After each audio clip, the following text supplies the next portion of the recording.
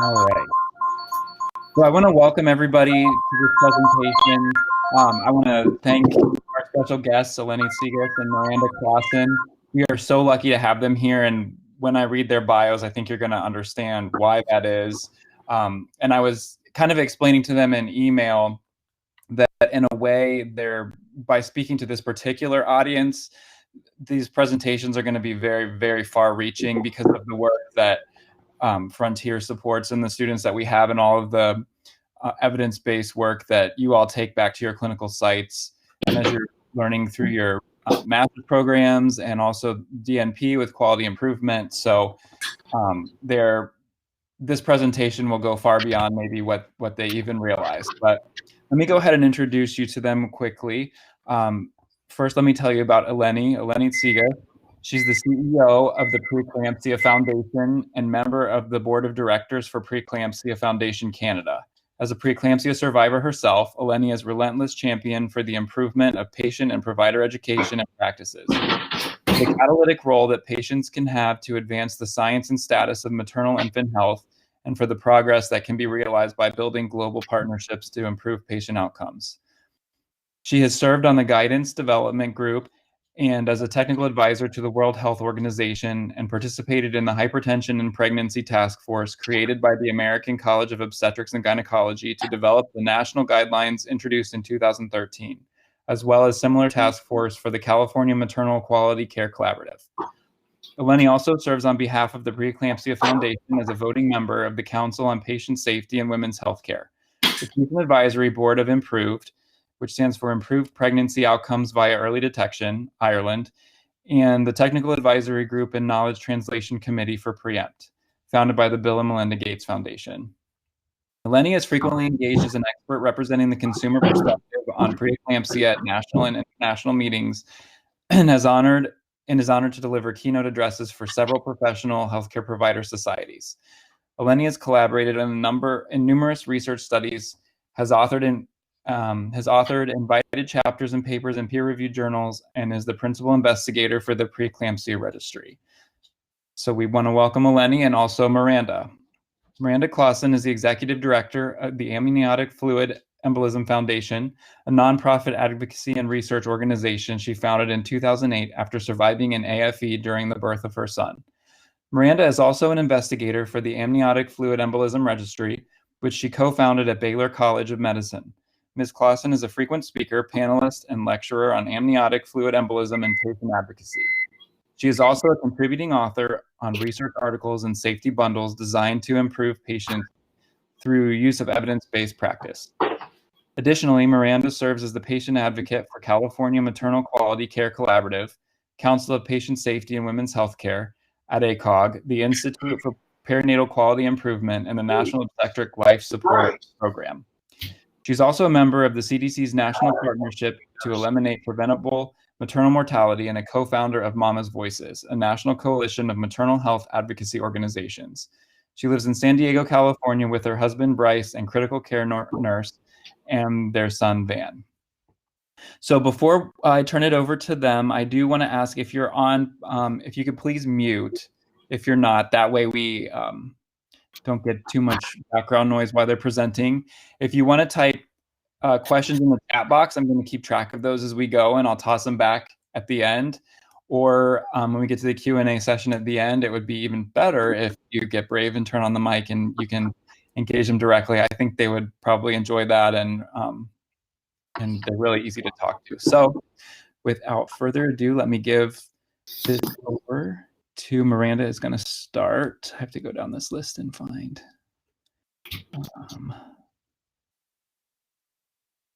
Here we go. All right, you should have the reins. I do. Thank you so much for that introduction.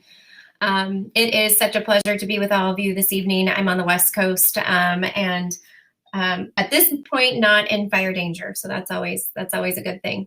But let's go ahead and get started. So here on this slide, you'll see our contact information. I know for some of you who joined us early, you were able to kind of engage in a conversation with us, and Eleni and I always make our contact information available to you if there have any questions after, or certainly if you are at an institution who is currently in need of support, we'd love to help.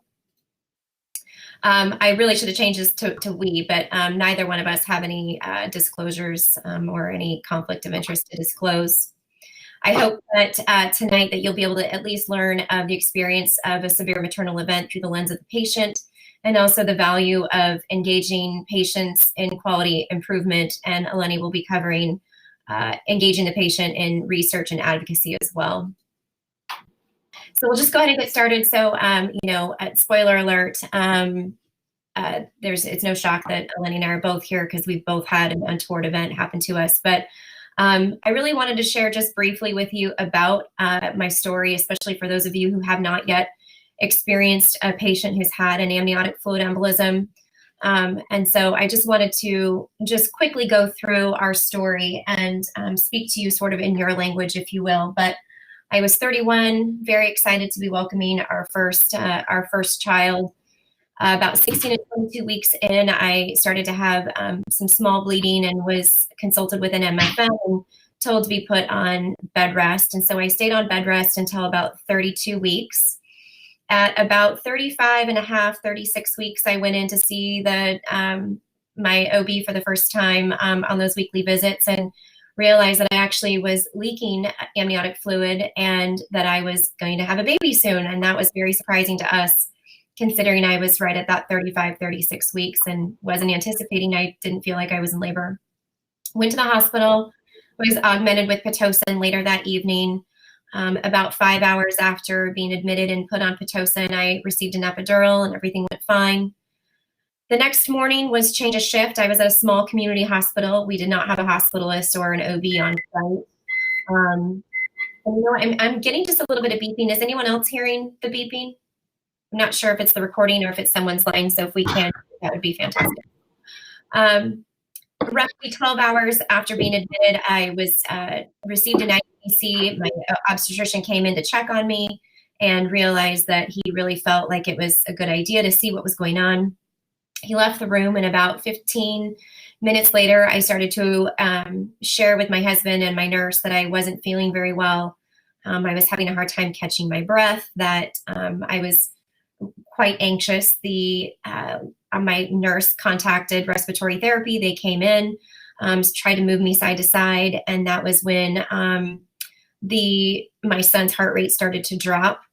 And the obstetrician came back into the room and decided that we were going to have a stat C-section. And while they were preparing me to leave to go to the main OR, the current OR in the labor and delivery suite was being used with another C-section, and I needed to go to the main OR. And shortly before we got out of the door, I had a seizure and went into a full arrest.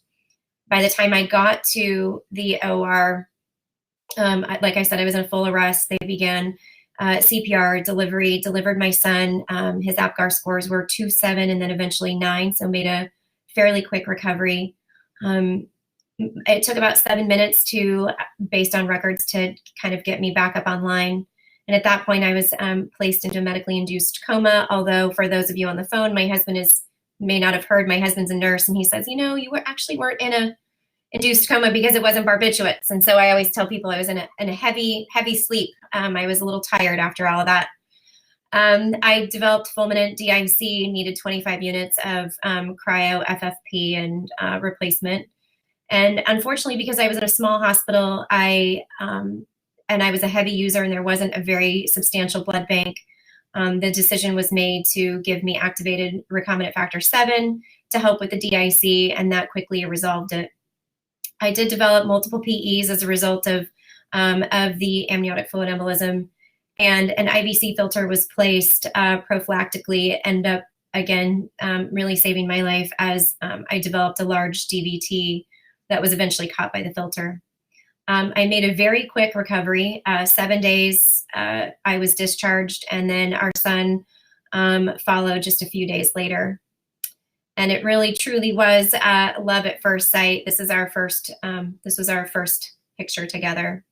And really, ultimately, as you come out of something like this, it's very hard, especially not being a clinician. It's really very difficult to understand what had really happened to us, and just understanding the words, and to be postpartum post-trauma and trying to wrap your head around it.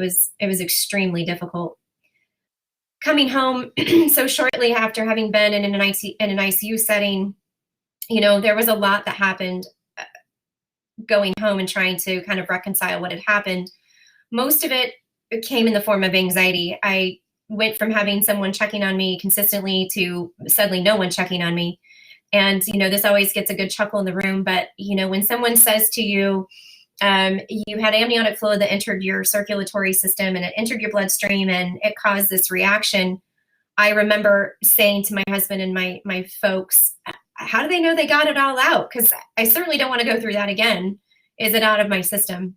Obviously now, 11 and a half years later, nearly 12 years later, I have a better understanding of what actually happened to me. But that's a fairly quick assumption for someone who's being told that. One of the other challenges of coming home after leaving in an acute setting is, especially in an obstetric, a severe maternal event, is who's really the captain who's taking care for continuity of care? Who's really going to manage us and manage these patients when we leave?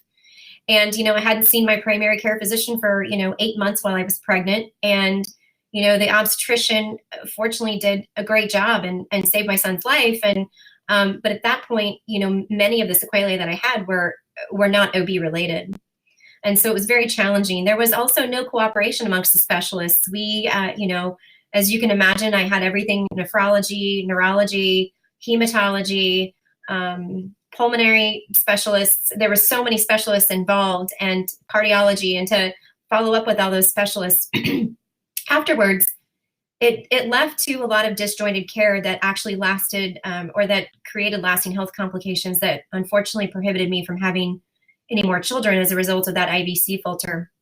And I won't get into that too much tonight, but the real challenge is that there's a lot of confusion about what happens to our bodies when we leave. And when we have this disjointed care, it really does lead to lasting health complications. And then also, as I just point out here, with mental health, there were no initiated discussions about mental health. And I don't think that probably any of you on the line, I don't think it's a wild assumption to know that there's a high level of maternal mental health and mental health complications, from post-traumatic stress disorder to acute stress disorder to anxiety, that many of us that have had a severe maternal event will exhibit and will experience after an event like this. If we just talk about the mindset of surviving a severe maternal event, this is obviously something that's very unexpected. Especially with an amniotic fluid embolism, it's not even featured in the what to expect when expecting.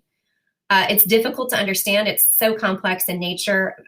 The majority of us on the phone don't understand what AFE is.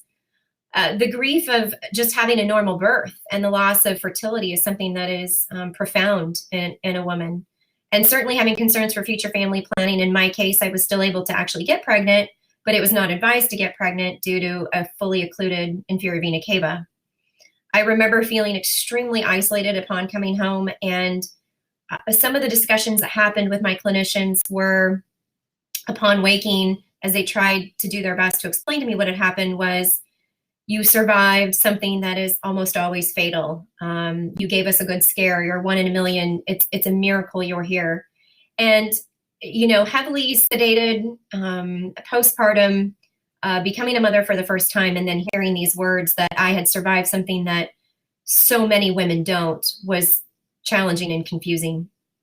And so that really led me to feel inspired to give back. And I really wanted to know why this had happened, but more importantly, why had I not passed? Why was I still here? And I felt that there was some sort of purpose in that. And shortly after coming home and doing a Google search, Google and social media was not what it was 11 years ago. But really trying to wrap my head around what had happened, I was surprised to find there was very little. And I knew from my earlier college days that the best thing I could do was go to the library and look up some medical articles and really try and research it. And I show this picture here, but this table right here is actually where I sat for many hours, 3 months after my event. It was my birthday. My husband asked me what I wanted, and I said I wanted to go to the library and have some peace and quiet and really try and figure out what this amniotic fluid embolism was. And it was there that I realized that it had been 30 years since research had been started. or had been ongoing. And that was concerning to me for so many reasons, especially just understanding that there were women dying in the 21st century from something that seemed, it was just so hard to wrap my head around and just didn't seem possible. And so I also realized that there was no organization out to support families like ours, but more especially for the families that didn't have a positive outcome. Who was being their voice and who was advocating for those women. And so at that day, I came home and told my husband, I'm going to start an organization. And he was extremely supportive. Of course, his response was, well, you've been gone. I've been thinking about going back to school, and I think I want to be a nurse. So we rochambeaued, and I went back to work and put him through nursing school. And I started the Afe Foundation in the evenings. How do I zoom out? Here we go. Sorry about that. So what came about was the Afe Foundation. Our web address is afesupport.org. And really what we are is a coalition of affected family members like mine and others, respected clinicians, world-renowned researchers, and other advocates who are trying to come together and really promote education to the clinical space, such as all of you, to advance research, to bring back research that had really stalled 30 years ago, and to support one another and support families who are coming after us. And I say that these three key initiatives truly could not work independently. They really are so connected to one another. We really can't advance research without families, and we really can't support families without providing them the education that they need, as well as we can't impact change and help if we're not out there promoting the correct education, because there are what we've learned is there's a lot of misnomers and a lot of misunderstandings about AFE. So here's just some examples of the education that we promote. We just recently had a feature in contemporary OBGYN, but we are active in most of the societies that are involved in the clinical space around obstetrics. We offer webinars and presentations just like this throughout the country. We participate in simulations and drills. We've offered an AFE checklist. And so those are some of the ways in which we promote education. Here are some of our team at Baylor College of Medicine, some of our clinicians early on, Dr. Gary Dildy and Stephen Clark, Michael Belfer, and Dr. Shamsharaz. We do have the amniotic fluid embolism registry. It's the largest registry, international registry, and largest registry here in the US. It's a retrospective case review where we are reviewing the charts of women who've been diagnosed with or suffered an AFE. And we also have a prospective specimen collection where now women, if we are notified while women are still in the hospital or have recently passed, we are able to gather those specimens by enrolling those patients into the registry and then having the specimens that have been placed in lab for type and cross prior to the event or during the event, and having them that would normally be discarded be sent along with placentals and tissue samples to our lab. We recently just brought on the National Institute of Health at Wayne State University, the PRB board, and they'll be housing all of our specimens. And then, of course, out of our registry, we've been able to publish many abstracts and most recently a manuscript. Here's just a great example of us offering support to a family. What I love about this picture is this is a family here who lost their best friend and their daughter, supporting another family who her daughter remains in a semi-conscious state, and this was to help them get a wheelchair accessible van.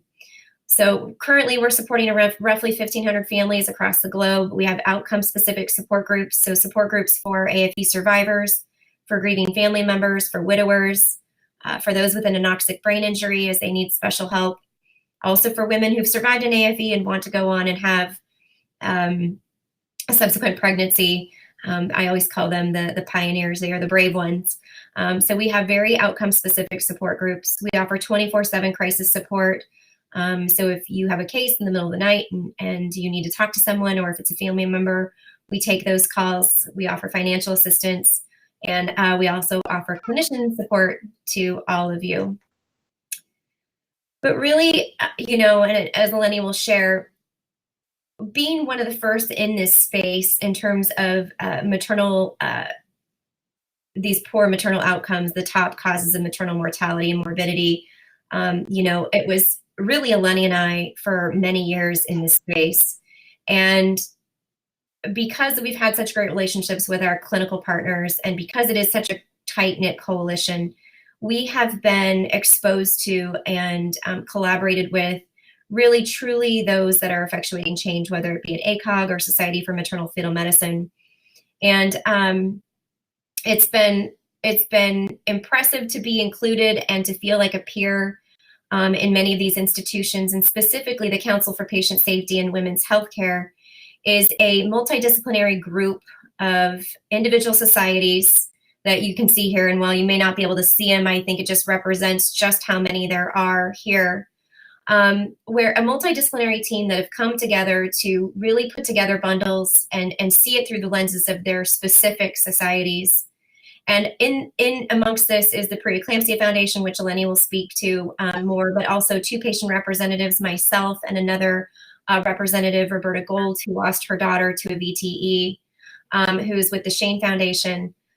But ultimately what this organization does is obviously produces toolkits and bundles, AIM, which many of you may be familiar with, but really putting together efficient, evidence-based. Oh, I hear a baby crying. It's been a while since I've heard a baby cry. But really the Council for Patient Safety has really opened the doors to allow all of these societies to come together and collaborate with one another outside of just the work that we're doing with the council.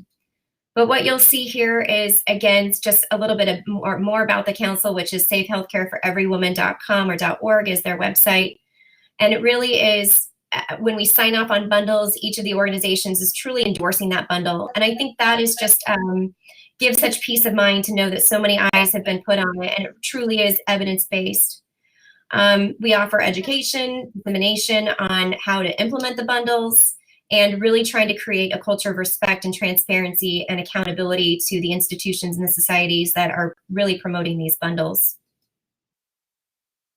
Here's just an example. This is really from a previous version of their website. You'll still find all this information, but when you go to the website, you can obviously learn about them. But some of the patient safety bundles that Eleni and I have had the opportunity to be involved with, obviously Eleni in the hypertension bundle. And while there is not a patient or a bundle for amniotic fluid embolism, although I'm very hopeful that someday there will be, there are many, many bundles. And while it can feel overwhelming with just the number of bundles that are out there to be implemented, I think what it goes to show is just how much that we are trying to really reduce preventable maternal mortality and morbidity.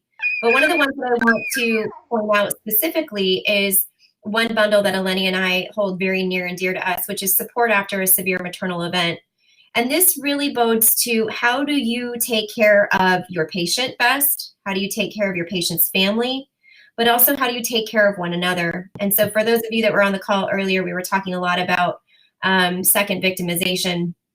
And you can find a lot of great support in this bundle about how to protect not only yourself, but how to work with your peers. The other thing here is this one was specifically for the process of reviewing severe maternal morbidity after a severe maternal event.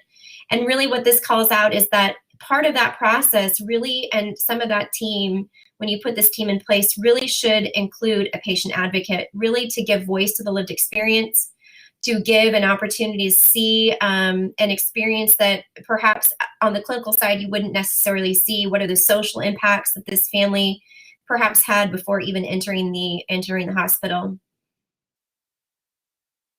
But this is something that we're very proud and something that I think many of you can use throughout your careers. And this is something that was really put together under the auspice of, as a patient, and really going back to my story when it talks about that continuity of care and really not understanding what had happened. Now, AFE is extremely complex, and it's not even something that would probably be very easy to fill out. But you'll notice here, this is a patient clinical summary for a severe maternal event. And really what this is for the clinical team to help the patient better understand what happened to her during her time at the hospital, and to really lend itself so that she can inform or be informed and have conversations, whether it's with her primary care physician or the specialists, but really to help her understand what physically happened to her. So often this information is provided maybe in a discharge summary or in your medical records. And to be quite frank, my medical records were probably 800 to 900 pages. Not only are they expensive, I don't necessarily need to see all my I's and O's, but it would certainly be helpful to know what had happened, how many transfusions I received, and of what specifically. But I also want to share that this doesn't have to be for something that's so extremely severe, such as an AFE. It can be for an unexpected C-section. It could be for a postpartum hemorrhage that was resolved with interventional radiology through uterine artery embolization. One of the questions we often hear is, I had an embolization of my arteries and I don't know where or what that was. And if I want to have more children, can I? Is the blood flow that's going back to my uterus okay? So I think all of those are very important things to know, especially on blood transfusion and with Sheehan syndrome. There's so many other long-term sequelae that can come from needing massive transfusions that it's just so important. But even if it's a laceration or a tear, this is just so helpful that to have this opportunity to take this back and open up, whether it's for a debrief or whether it's a private meeting with your obstetrician, midwife, your doula. This is such a fantastic what happened. Somebody's excited, I think. So, I put this slide in here because outside of the work that was being done at the council, oftentimes it was Eleni and myself that were being asked to join, this board or share our stories or speak on behalf of the patient. And one of the things that we quickly noticed and over the years was to become a patient advocate and to engage in quality and improvement and to engage in research and to engage in advocacy, you had to be informed. And so if you're a patient that's had an untoward event, there's a learning curve that happens when you go from being a patient to wanting to be an advocate. And for Eleni and I, it was, a slow and steady process. But once we were informed and once we had the tools, we were able to effectuate a great amount of change, whether it was at CMQCC or developing a toolkit or just simply speaking and sharing our stories and what our organizations were doing. But what we realized was that if there was two of us in the room, there had to be thousands more. We know that every year 50,000 women are impacted by a severe maternal event. And that must mean that we can't be alone in our desire. We knew we weren't alone. We knew that there were women all over the globe that were really trying to get involved in this space. And it was really Eleni's, forward thinking where, what she shared was what's needed is a united voice of advocates to come together to share their lived experience, but also to come together in a way that would effectuate greater change. And what came of that was Mama's Voices. Mama's Voices is a coalition of maternal health advocacy organizations like the Preeclampsia Foundation, like our organization. It includes the National Creatinine Foundation, 2020 Mom, which is maternal mental health. We have women of color that are represented in women of color organizations that are specific to their needs. And really what's so beautiful, we are in our second year of a 3-year grant for mothers. And really what we've started to find is that we are connecting and pairing maternal advocates, maternal mortality and morbidity advocates coming together to get involved in their state PQCs to help push for advocacy and sharing their stories that allow politicians to make informed choices on bills. And so what we've put together through Mama's Voices with all these organizations, here's just a sampling. We have sepsis and VTE, hyperemesis. Every Mother Counts is they handle everything from racial disparities and access to care. Black Women's Health Imperative. We have for PCOS, Shades of Blue is maternal mental health for women of color.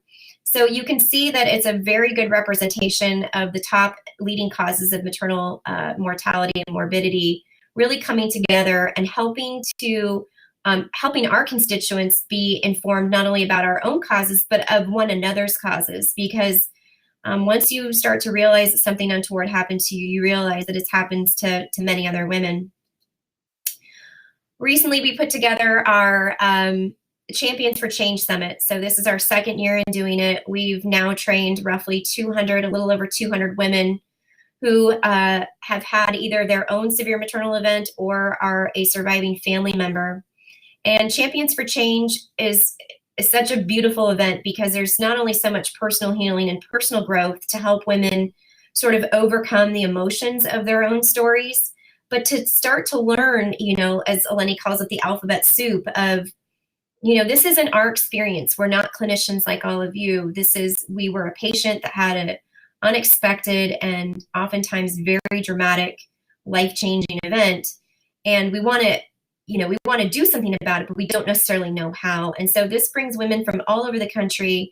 The first year was in Chicago. The second year was just last weekend in Houston. And I love this slide because this is the culmination of years of friendship and collaboration. Eleni, this is Dr. Shad Deering, who's now at Baylor College of Medicine in San Antonio, who is a former military doc, who is an MFM, who really specializes in simulation and bringing simulation and quote unquote practicing for patients. Now, Eleni and Dr. Deering have been friends for probably 15 years, Eleni. Dr. Deering and I have a newer friendship just over the last couple of years through my work at the council. And one of the things that had happened a few years ago was Dr. Deering said that he was going to do a simulation of Afe at an event. And so I said, I'm going to be at that event. Can I come in and join? And so I stood around. There were a bunch of clinicians around the bed, and I stood around and I listened to them give a case and then watched as they did a simulation. And I remember having two very distinct lines of thinking. One was that I was grateful that they were doing it because simulation for an AFE is truly about the only time you might possibly see it. But also I was a little bit disheartened because what I was seeing wasn't necessarily what we were hearing, not only from patients and family, but from clinicians. And so afterwards I approached Dr. Deering and I said, hey, great job. This is fantastic. Thank you so much. It was enlightening to see. But I have been involved in other simulations, and we've used my own case in simulation. And I feel that having a true patient story tied to that simulation, and also having someone play the role of the patient, is very valuable, and or the patient's family. And so we talked about it, and sure enough, he said, you know what, let's try it. And so the next time around, he ended up doing a simulation and was able to use my case in that simulation.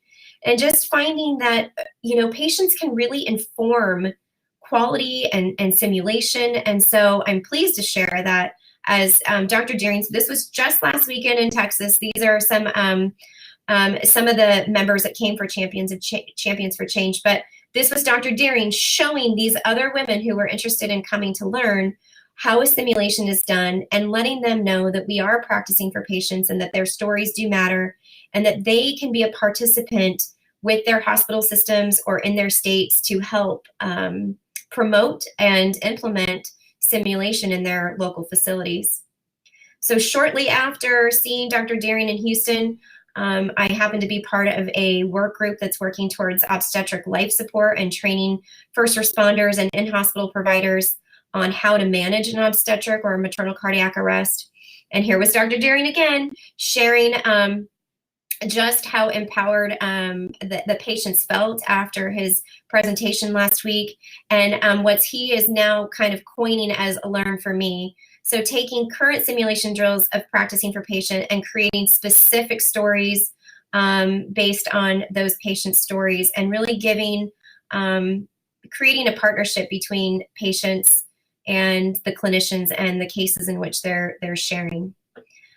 So really, these are just some examples of how we've been able to effectuate change, how we've been able to partner with clinicians in various capacities. I'm just showing you some examples of what I've had the pleasure of being a participant in.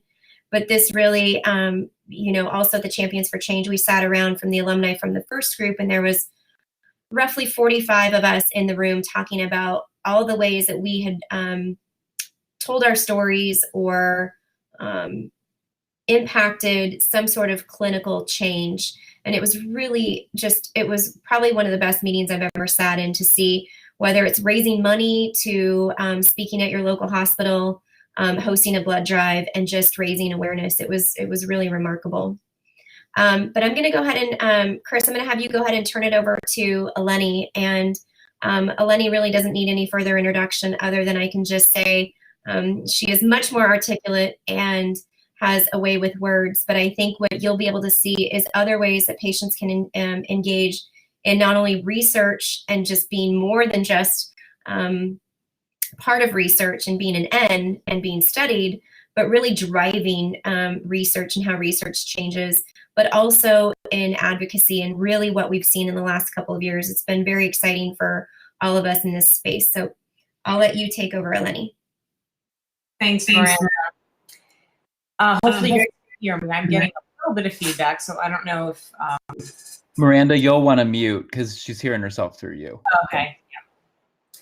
Thank you. So I'm going to actually tell my story kind of in reverse, because and sort of start with the punchline. I'm not going to go into as much clinical detail as Miranda did, not because I can't, but because I want to, first of all, I want to leave time for Q&A, and I know we're going to end at the top of the hour here. But my story with preeclampsia happened a little over 20 years ago, actually. And unfortunately, the punchline is that it ended horrifically. My first pregnancy ended with the death of my daughter at 29 weeks. I delivered her as a stillbirth that was really the result of a lot of errors and misjudgment, and really not responding quickly enough to what clearly was severe preeclampsia when I presented to the emergency or to the L&D department at 5:30 in the morning. What really also makes this a maternal event is not only because my placenta had detached, and because my baby was she really was serving as a cork. So I was hemorrhaging internally, and when I finally delivered her about 12 hours later, it was my first pregnancy. So I didn't know that the sound of like a waterfall and fluid like gushing and splashing to the floor isn't a normal part of pregnancy and delivery. But I literally had lost half my blood volume right after I delivered her, because I had been hemorrhaging internally due to an undetected placental abruption. Severe preeclampsia, as you all know, results in multi-system, multi-organ dysfunction. My kidneys at that point had completely stopped functioning. There was obviously swelling in my brain. My vision had been affected. I was vomiting, all the classic signs of severe preeclampsia. And this is really not, this talk tonight is not intended to be a lesson in what preeclampsia is. I can do that as a separate talk. But the point is that I presented with severe preeclampsia, and it took them entirely too long, both to realize that my baby was in distress and to get me delivered quickly. So not only was my own health compromised, but obviously, well, I shouldn't say obviously, I will tell you that there is no greater pain in the world than losing your child. And losing my baby had a profound effect on me, mentally, emotionally, spiritually. It had a profound effect on my husband in so many different ways. And really put me on a journey that questioned everything, caused me to question everything. And a lot of people cautioned me not to go on this journey of what if, because it was really going to just result in me beating myself up and going into a kind of a psychological black hole, because there was nothing, no amount of what if this had happened, what if that had happened, was going to bring my daughter back. And so it was sort of a fruitless exercise, is what I was cautioned. But I will tell you that I did it anyways. And as a result of my what if questions, I think you'll get a sense of some of what happened in my story by some of the questions that I challenged myself to think about. And they're on your screen here. What if my doctor had ever told me why my blood pressure was being checked and why I was peeing in a cup at every one of my prenatal visits? What if I knew that for my body, which traditionally had a very low blood pressure, that 140/90 was reason enough to go directly to the hospital? What if the nurse on the phone took a more cautious approach when I reported severe swelling and asked me to come in to be checked since I hadn't been seen in 3 weeks? And what if I or others around me stopped to notice and comment on my puffy red face during my birthday dinner 3 weeks earlier? And then what if I'd had an immediate diagnosis when I arrived at the hospital with a headache, nausea, visual disturbances, on top of an elevated blood pressure and proteinuria of 3+? And then what if I had a doctor who acted with urgency? And finally, what if I hadn't been left in the radiology department several floors away from labor and delivery for 2 hours after the tech recorded a biophysical profile of 2, indicating that my baby was in distress? And what if there had actually been ultrasound equipment actually in labor and delivery? So these were some of the questions that I grappled with. And unlike what people had really challenged me on, what they really led me to was a sense of righteous indignation and moral authority that we needed to go out and do something about many of these things. And so that the Preeclampsia Foundation had already been formed, in fact, just previously about 3 months earlier, by another woman who I found through my search. And but I wasn't ready for that search. I should say that all of this kind of tragedy that Miranda and I went on, I tip my hat to Miranda, because she was in that library and ready to like tackle the problem and do something about the problem within months of her experience. It took me well over a year to really process the grief of losing a child. I became pregnant again and developed severe preeclampsia again with my second pregnancy, was in the hospital for almost 2 weeks, and he ended up in the NICU for a couple weeks. And so this whole process of like building our family and struggling with grief, which by the way was re-triggered by the birth of my child, because then I was faced with the presence of my live baby and more acutely bringing into focus what I had lost in my first pregnancy. So all of this took me a long time to get to a place where I could turn around and say, hey, world, this is not okay, and we need to do something about it. So the Preeclampsia Foundation was something that I began to volunteer for 2 or 3 years later. I kind of stayed in sort of background volunteer mode for a while, and then I was invited by the board of directors to become the executive director back in 2009. So I've been at this for now as the leader of the organization for about 10 years. The slide that I have up is really similar to something that Miranda talked about, which is that as a patient advocacy organization, our work is best accomplished by fully integrating community healthcare practices and research. And all 3 of those pillars inform the others. So it's the collection of our lived experiences that we get by building this community that help us realize where there are gaps in current healthcare practices. And some of those gaps in healthcare practices exist because we are lacking information that's driven by research. So there's a very symbiotic relationship between the community and how it's informing healthcare practice gaps and how that's informing gaps in research. And then really that loops back because there is no better research asset than the community of the affected, as Miranda talked about with her experience. And that's very true for us as well. And I'll talk a little bit about that in the next slide. But this concept of sort of the 3-legged stool, as we call it, requiring all 3 elements to thrive, has been a guiding force in our pillars, which include the three that I talk about there, and are manifest in some of our programs. So the Promise Walk for Preeclampsia is an event that's held in 35 to 40 cities around the country every year, and really brings together the affected families.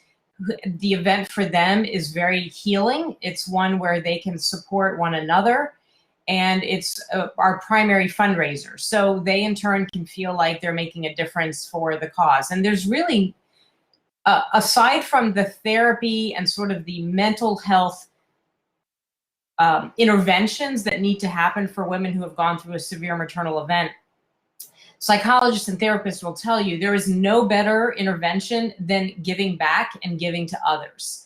And so some of the things that we have built into our organizational structure, like the Promise Walk, is an opportunity for those affected to give back and to give to others, to pay it forward, if you will. So the other area that I was going to talk about, and really I'm just going to give you a few headlines of ways that patients can get engaged. And we can go back and talk about any of these in more detail based on your questions. But the concept of patient engagement in research is a little bit newer of a concept. I think those who have been around for years or decades always know of patient engagement as enrolling in studies and being the N in research. But what's happening now through organizations like PCORI, which is funding patient-centered outcomes research, they are demanding that patients be at the table with the researchers, with the investigators. And so for us, one example of doing that is our partnership with Brigham and Women's Hospital in Boston, where we collaborated to create the Heart Health for Moms program as an intervention for preeclampsia survivors to explore some ways to mitigate their risk for cardiovascular disease, because we know unequivocally now that those of us who have suffered from preeclampsia, particularly early onset, particularly repeat preeclampsia, that we're at much higher risk for cardiovascular disease. To put it into plain numbers, of the millions of women walking around the United States today with a history of preeclampsia, 2 out of 3 of us will die from heart disease. So that connection is an important one for us, and it was important for us to collaborate on developing a study that would address the fact that preeclampsia survivors have a need for mental health support. They have oftentimes new babies or young children at home. They cannot necessarily show up in a clinic, and they need a virtual intervention. So that was very collaborative between us and Brigham and Women's. Another way that patients can get engaged is through things like registries, and Miranda talked a little bit about the one that they have. We also have the Preeclampsia Registry, which currently has over 5,000 participants in it, and it really is a collection of their data as well as their stories and their answers to numerous questions that can be posed by new investigators. Or when I say new investigators, meaning they are consenting, and it is IRB approved, by the way, they're consenting to be able to be recontacted. So every time an investigator wants to engage with the registry, they don't have to collect all the same information over and over again, but they can ask additional questions of the participants. We've got over a dozen studies that are in place, and in fact, another one just launched today that will be collecting 2,500 DNA samples. We already have collected 500 DNA samples, and as a result of whole exome sequencing, have identified shared genetics between cardiomyopathy and preeclampsia. This is novel research only made possible because of the diversity of people who are in the registry. So that's one example of how patients can get engaged in research. This is one of the dozen studies that's in the registry, and it's called the Your Point of View study. And it's done more like a qualitative study where we are asking women about their attitudes, beliefs, and values around preeclampsia topics like early screening, diagnostic tests, how they feel about the risk of expectant management. What is their risk tolerance for interventional research? Because we are starting to see some of that come out. And as a result of that, we're able to make some really important summaries of some of the qualitative information coming out of it. And because of the scale of the number of people in these studies, this is more than just convening a focus group of, let's say, 10 women. We're talking hundreds and hundreds of women who are participating in some of this qualitative research. Another area of engagement is in the guidelines. So as patients involved in preeclampsia and hypertension in pregnancy, we have been able to participate. I was one of 16 people on the Hypertension and Pregnancy Guidelines Development Group. And I walked into that task force with 4 things that I knew on behalf of thousands and thousands of patients that we needed to see happen in the area of preeclampsia guidelines.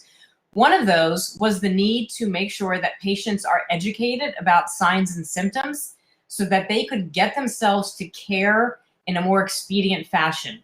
That wasn't just because of my own personal story. Clearly, it was a contributor. As I say, my ignorance definitely contributed to my getting to care late. But that story, despite it happening 20 years ago, is still being repeated. And in 2013, we said that's not okay. We need to build it into management guidelines.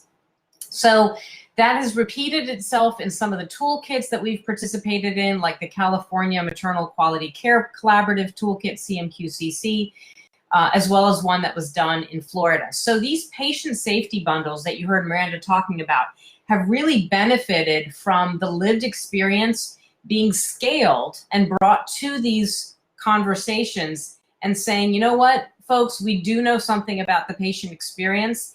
And what's happened is it's gone on to be proven through the maternal mortality review committees that have extracted some of the patient factors that have led to preventable deaths. And one of those patient factors in preeclampsia is delays in seeking care. And that is something that, again, harkens back to the need for patient education. Another way that we have been able to get involved is obviously in some of the work happening in Washington, D.C. We were one of the lead organizations that successfully had the Preventing Maternal Deaths Act signed into law in late 2018. That was a long road to haul, but, that took a lot of effort. We were by no means the only organization, but we were very much the patient-led organization that contributed to that happening. More recently, we were invited to a very intimate roundtable with U.S. Secretary of Health and Human Services, Alex Azar, who you see in this picture.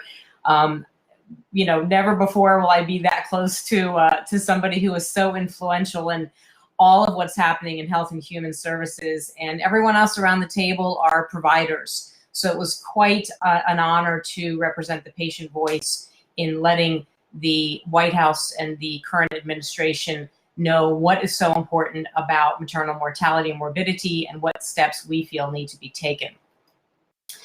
So one of the newest things that I want to alert you all to, because if your hospitals have not caught wind of this yet, they will soon. Any of the hospitals, about 80% of hospitals are accredited by the Joint Commission. Effective July of 2020, that accreditation will include standards from the hemorrhage and hypertension bundles that must be implemented in order to maintain your accreditation. So this was a very important ruling. I'm sure that there are hospitals that are cursing this because it's one more thing that they have to do, but we, as kind of representing that patient perspective, know that while voluntary contribution to good or best practices is great, sometimes you need to hold not just the carrot, but the stick to make sure that it's happening. So we're super excited about the Joint Commission's work. There are some additional resources that we make available on this slide, and I think that leaves about 5 to 7 minutes for questions, and I apologize that we went over because, Christopher, I think you'll probably field those for us, but we're super excited. Miranda and I are both super excited to take any questions and to, and I will say this, speaking on behalf of myself and many, many patients, thank you. Nurses are often the heroes in our stories. And I can't say that about all healthcare providers, but I can definitely say that about most nurses. So thank you for all the work you all do. Before we go to the questions, I do want to thank both of you for coming and sharing these stories, because I would imagine that no matter how many years have gone by, or just how much you've learned, that it does not necessarily get any easier to tell your story. So I do appreciate that a lot. And you do represent the patient voice, which is something that we, especially in the DNP program, really try to get our students to appreciate and to capture. So thank you so much for that. Now, I did see a question. I'm going to try to pop back up here and find it. Okay, Rashid is asking if you could give 2 or 3 things that are warning signs that I can tell the nurses to work better and get to a better facility. They have no L&D in critical access hospital for IHS. Yeah, interesting. And I'm assuming you're talking about 2 or 3 warning signs around preeclampsia, because unfortunately AFE doesn't get a lot of warning signs. With preeclampsia, the most critical ones tend to be the unrelenting headache that's gone on. A lot of women describe it as the worst headache of their lives, or one that just isn't going away despite taking Tylenol or some of the other approved medications. So that's certainly one. The epigastric pain that is accompanying the liver dysfunction that may be happening in HELP syndrome is kind of a tricky one, because for all women, it doesn't conveniently present right near the liver. And that's where we usually talk about it as upper right quadrant pain. Sometimes it presents as really severe neck pain or back pain or shoulder pain. So I would say any unique and particularly aggressive pain should be adhered to. And, you know, the nice thing about preeclampsia diagnosis, if you want to call it the nice thing, is it really doesn't require a lot of expensive technology to sort of dig a little deeper. You don't have to run a woman through an MRI or PT scans or CT scans. What you really need to do is do a blood draw to check her labs. And unfortunately, sometimes they're still called PIH labs, and we really don't want to call this PIH anymore. And take her blood pressure and take it accurately. So one of the things that I will say, some nurses have fallen into bad habits around taking blood pressure until they get one that they like. And that's not a good solution. If you have a concerning blood pressure, don't hesitate. I think that's the most important thing. So certainly blood pressure, the unrelenting headache, the visual disturbances, those are some of the most common risk factors. And I would say go to our website, because we do have materials that have been produced through an evidence-based randomized controlled trial to develop some very handy patient ed materials that you can stock, whether it's in the ER or L&D. So I'll stop there, because that's actually the topic of a whole other talk. So I'll just stop there for now. And somebody else had asked, how early can those symptoms be detected? So technically, preeclampsia presents after 20 weeks. There are a few rare instances of something starting to go terribly wrong around 18 or 19 weeks, but it's usually after 20 weeks. And if it's showing up at 22, 23 weeks, right there at the edge of viability for the baby, that's pretty severe preeclampsia. I think where we really would like to be advocating for more women to be getting the education is really starting at about 25, 26, 27 weeks, because that's where you start having the preeclampsia that some intervention could potentially help, have her hang on to the pregnancy for a couple more weeks, get that baby a little bit more mature. So that would be my encouragement about when you do the education. My name is Bethel Renfro. I'm one of the DNP students. I just wanted to say thank you both for sharing your stories. They're very much pull on the heartstrings of an old labor and delivery nurse. So I now work in an OB office, but I had a patient that when I worked in an OB emergency room, she was Hispanic, she knew no English, and she knew one word. Somebody had taught her a word, previa. So she came in, she was bleeding, picked her up out of a wheelchair, literally like off the floor, down the wheelchair, off the bed. She said, previa. So that's the only word she knew. And I later saw her and I said, I don't know who taught you that, but that was very important that we knew that. We were able to get her in through the emergency C-section. I now work in that office with that translator that taught her that, because my very first patient that had a previa, she said, the only word you need to know is you need to say previa when you go to the hospital. So That's good. That's great. Very good. One of the comments is also about PCR protein creatinine ratio. I failed to mention this again because this tends to be the topic of another talk, but proteinuria was actually dropped as a requirement for preeclampsia diagnosis. It does not mean that it's not still a really important lab value. So whether or not you're using protein creatinine ratio, or some people are still doing the 24-hour urine collection. The problem with the 24-hour urine collection, of course, is preeclampsia can go south really fast, and we may not have that kind of time. One of the questions Miranda's asking is, can I share more about the concept of the only cure is delivery? And she's probably reflecting on some of our other talks that we've done. Historically, one of the sort of taglines that people love to use with preeclampsia is that delivery is the cure for preeclampsia, that we've got to get the baby and the placenta out, and that is going to take care of all the problems. That certainly is helpful as a tagline, but it's very unhelpful in terms of the care of what women need postpartum, because there is such a thing as postpartum preeclampsia. There's even de novo postpartum preeclampsia, and both the patients and providers need to stay vigilant even after delivery. So if any of you are still using that, I would really ask you not to use that, because it lets everybody off the hook.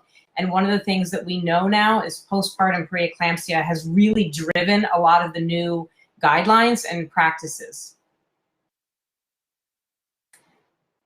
Well, I think we are right about at 9 o'clock our time. I know, Miranda, you're probably about ready for dinner over there. But once again, I want to thank you both for coming. This was really eye-opening and interesting, and I think it's really going to, as I mentioned before, I think that this is going to be far-reaching through our students taking this information further. So thank you for that. And I may not have, I think I forgot to mention in the beginning, I'm Dr. Kennedy. I'm one of the DNP clinical faculty, for those of you on the call that don't know me. And if you're interested in joining Frontier's IHI chapter, we do bring in, try to bring in these speakers who have excellent stories for quality improvement in healthcare quarterly. So if you want to join the chapter, you can go ahead and feel free to email me, christopher.kennedy@frontier.edu. So I think with that, we'll close up the evening. We'll make sure that you all get those resources that were at the end of those slides if you're interested in those, and also their contact information, because it sounds like they would be really open to hearing from you. So yes, absolutely. And this was recorded, so you can all go back and look at that as well. All right, so thank you very much, and everyone have a good evening. Thanks, everyone. Good night. Good night. Good night, Eleni.